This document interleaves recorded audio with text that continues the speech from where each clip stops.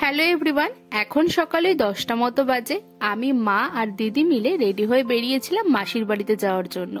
তো কেন যাচ্ছি চলো সেখানে গেলেই তোমরা দেখতে পারবে। যেতে যেতে রাস্তার দুপাশে অসংখ্য ধনে ক্ষেত আর তার সাথে ছিল সর্ষে বাগান। মানে যেহেতু এখন শীতকাল, চারিদিকে সর্ষে ফুলের চাষ হচ্ছে। দেখো কত সুন্দর লাগছে দেখতে, আর রাস্তাটাও ভীষণ সুন্দর। আমাদের বাড়ি থেকে মাসির বাড়ি টোটোয় করে ওই 1 ঘন্টা মতো লাগে।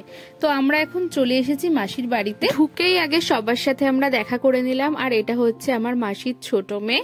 আর এবার আমরা যাব আমার মেশোর সেই শখের ছাদ বাগান, যেটা দেখার জন্য আমিও ভীষণ এক্সাইটেড। তো আগেই তো চলে গেছি ছাদে, এই যে দিদি আমার আগে আগে যাচ্ছে। মেশো বাড়ির এমন কোনো জায়গা নেই যেখানে গাছ লাগায়নি। দেখো প্রত্যেকটা জায়গায় কিছু না কিছু গাছ লাগিয়ে রেখেছে। তোমরা জানো আমার মেশো কিন্তু বাড়িতে থাকে না, মানে কর্মসূত্রে তাকে বাইরে থাকতে হয়, আর সপ্তাহে একটা দিন করেই বাড়িতে আসে। কিন্তু বাড়িতে ওই একটা দিন এসে যেটুকু সময় পায় পুরোটা টাইমই তার এই বাগানেই কেটে যায়। তার গাছের এতটাই শখ, বিভিন্ন জায়গা থেকে বিভিন্ন রকম গাছ এনে ছাদে লাগিয়ে রেখেছে। এখানে এত রকমের গাছ আছে, আমি তো অর্ধেক গাছের নামই জানি না, মনে হচ্ছে যেন প্রথম দেখছি। তো এটা তো নিচের ছাদটা ছিল, চলো এবার তোমাদেরকে ওপরে নিয়ে যাই। ওপরে যাওয়ার আগে সিঁড়ির এখানটায় কিছুটা জায়গা ছিল, মেশো তো সিঁড়িতেও গাছ বসিয়ে দিয়েছে। তো এর ওপরে আরেকটা সিঁড়ি আছে, সেখানে আমরা উঠে আসলাম। আর এই ওপরটা হচ্ছে যেন একদমই ফুলের রাজ্য। এখানে আবার আমি কমলা লেবু গাছও দেখেছিলাম। দেখো কত সুন্দর লাগছে ফুলগুলো, এত সুন্দর সুন্দর কালার, আর তার উপরে রোদটা এসে পড়ছে, সত্যি ভীষণ সুন্দর লাগছিল দেখতে। এত রকমের লাল, নীল, হলুদ ফুলের মধ্যে আসলে কার না ভালো লাগে বলতো? এই যে আমার মাসির 2 মেয়ে। তো এই যে আমার দিদিও এখানে চলে এসেছে। দেখো কত রকমের ফুলের গাছ।